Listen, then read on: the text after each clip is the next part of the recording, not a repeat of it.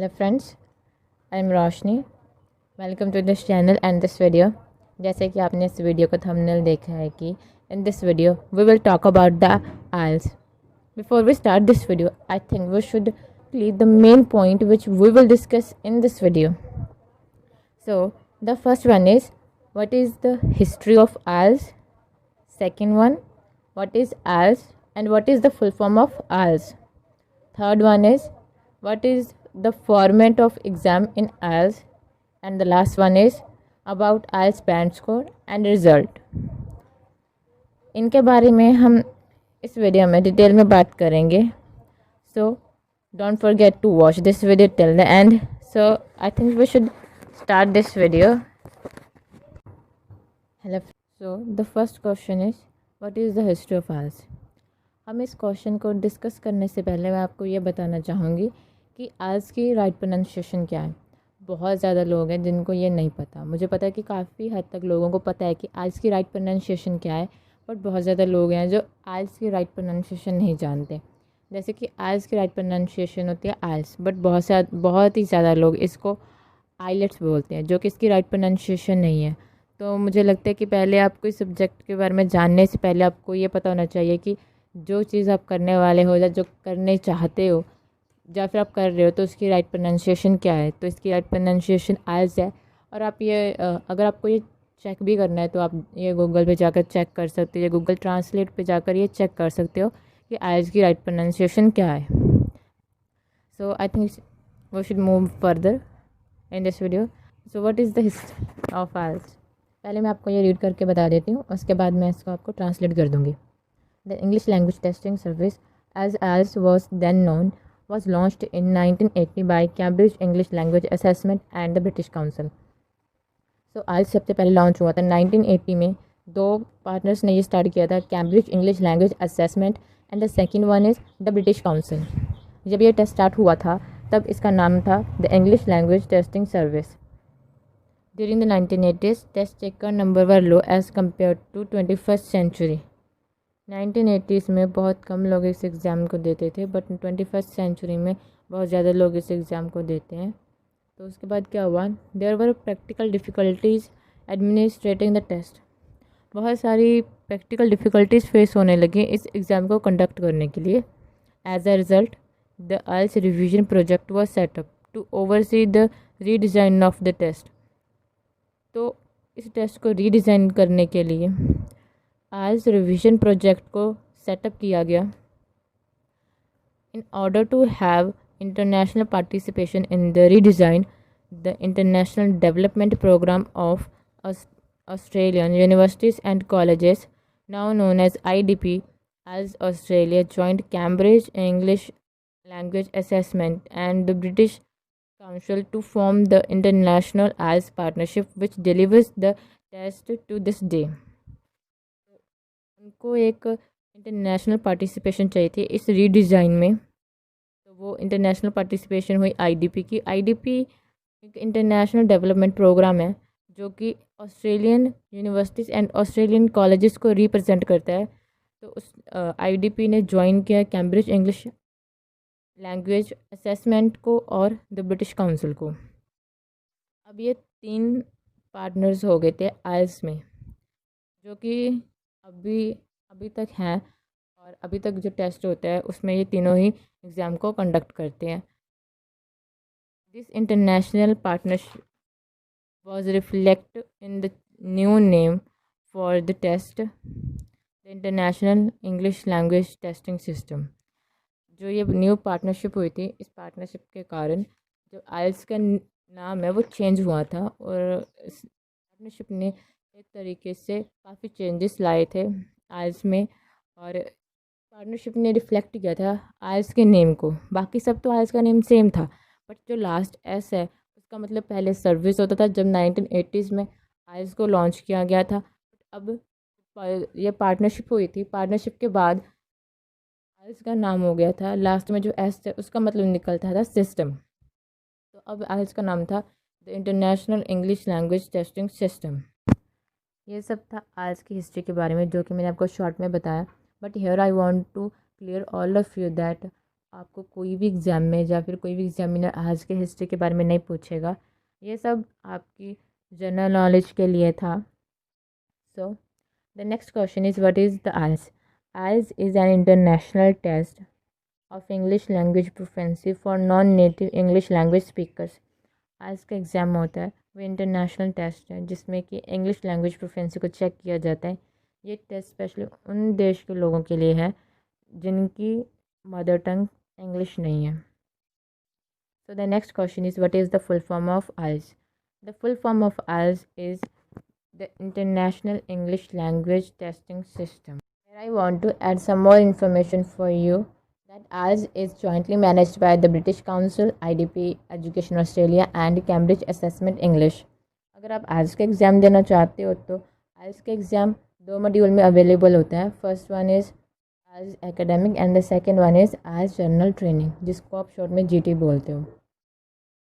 ये दोनों अपने आप में बहुत बड़े टॉपिक हैं और इसको मैं इस वीडियो में ज़्यादा कवर अप नहीं कर रही कि इनके ऊपर एक सेपरेट वीडियो बहुत अच्छा बन सकता है जिसमें ज़्यादा डिटेल में इंफॉर्मेशन भी मिल सकती है आपको। So if you want from me to make a separate video on this topic, so give me thumbs up in the comment section.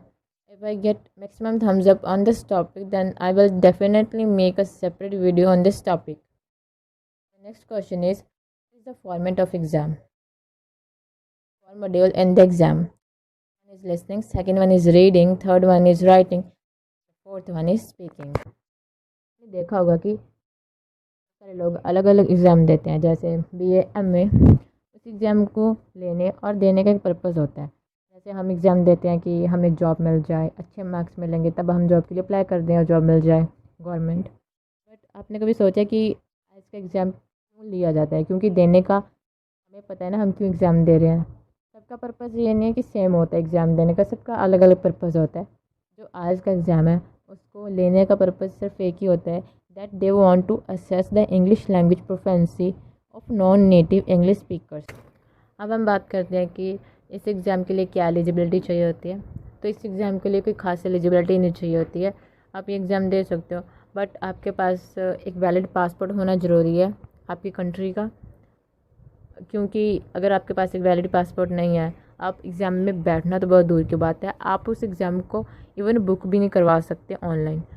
क्योंकि जब आप ऑनलाइन एग्ज़ाम बुक करवाते हो तो वहाँ पे आपको आपका पासपोर्ट नंबर फिल करना होता है।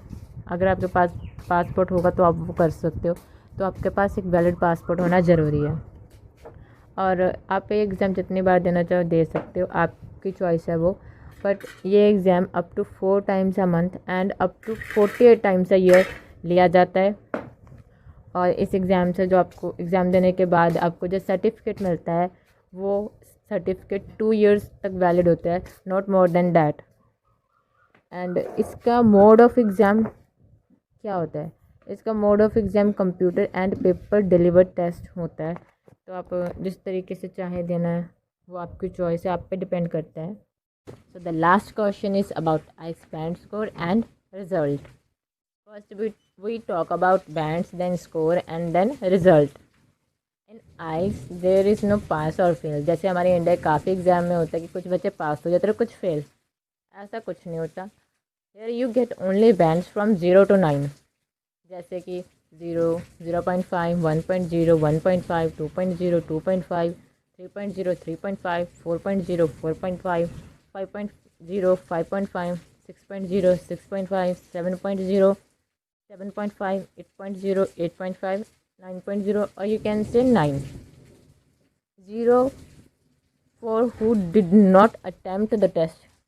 मतलब कुछ लोग होते हैं जो एग्ज़ाम बुक करवा देते हैं ऑनलाइन बट वो टेस्ट नहीं दे पाते, वो प्रेजेंट नहीं हो पाते और वो reading, listening, writing and speaking चारों मॉड्यूल्स में किसी का भी टेस्ट नहीं दे पाते, तो उनको 0 बैंड स्कोर दिया जाता है। अदरवाइज़ किसी को 0 बैंड स्कोर तो नहीं मिलता। जब आप एग्ज़ाम दे रहे होते हो तो आप उसके दिन बाद जब आपको आपका आइल्स का TRF मिलता है तो आपको TRF के बैक साइड ये बताया जाता है कि आप किस टाइप के यूज़र हो। सब कैटेगराइज होता है इसमें, जैसे कि एक तरफ आप बैंड स्कोर बताया जाता है और उसके सामने ये बताया जाता है कि ये अगर आप इतने बैंड लेते हो तो आप इस टाइप के यूज़र हो। तो ये सब आपके आज के बैंड जो TRF मिलता है उसके पीछे ये चीज़ मेंशन की होती है। So the next one is about scoring. Her person जो टेस्ट देता है उसको reading, writing, listening and speaking में अलग अलग स्कोर मिलता है। फिर इंडिविजुअल स्कोर को एवरेज करके एक ओवरऑल बैंड स्कोर डिसाइड होता है और उसके अकॉर्डिंग आपका ओवरऑल बैंड स्कोर आपको आपके जो आइल्स का टेस्ट रिपोर्ट फॉर्म होता है उसमें मेंशन किया होता है। So the last one is result. For a computer deliver test result are released between 5 to 7 days। अगर आप कंप्यूटर डिलीवर टेस्ट देते हो तो उसमें आपका रिज़ल्ट 5 to 7 days के बीच में रिलीज़ हो जाता है। But for a paper based test a test report form TRF is posted to test takers 13 days after their test. अगर आप पेपर बेस्ड एग्जामिनेशन देते हो तो उसमें जो आपका टेस्ट रिपोर्ट फॉर्म TRF है वो आपको 13 days के बीच में मिल जाता है। ठीक है। एंड जब आपका टेस्ट रिपोर्ट मिल जाता है उसमें क्या क्या चीज़ें मेंशन होती हैं मैं आपको वो बता देती हूँ। उसमें in the report card a band score from 1 to 9 for each section of the test, listening, writing, speaking, reading. And the second one, an overall band score from 1 to 9. And the third one is the test taker's photo, nationality, first language, date of birth, center number, candidate number, academic और GT। मतलब आपने academic में examination दिया या GT में। जो GT है उसका फुल फॉर्म है जनरल ट्रेनिंग। फैमिली नेम, आपका फर्स्ट नेम, कैंडिडेट और आप मेल हो या फीमेल वो मेंशन किया होता है। और इसके अलावा डेट ऑफ एग्जामिनेशन, ये सभी चीज़ें उसमें मेंशन होती हैं। That's it for this video. इस वीडियो में मैंने एकेडमिक और GT के बारे में ज़्यादा बात नहीं की और ना ही listening, reading, writing and speaking के बारे में, क्योंकि इनके ऊपर एक सेपरेट वीडियो बन सकता है और ये बहुत ज़्यादा लेंथी टॉपिक है, तो इसलिए मैंने इस वीडियो में इतनी डिटेल में इनके बारे में बात नहीं की। And if you really want from me to make a separate video जो about listening, writing, reading and speaking and academic and GT के बारे में, so I can make that video, so please don't forget to mention that in the comment section. If you like this video, so please press the like button. If you have any query, any question related to this video, so don't hesitate to comment that in the comment section. I will definitely solve that as soon as possible as I can. If you consider that this video may help anyone, please share this video to your friends, neighbors, relatives, loved ones, but especially to those who want to do IELTS and who are doing IELTS. So मिलते हैं अगले video में। जय हिंद, वंदे मातरम।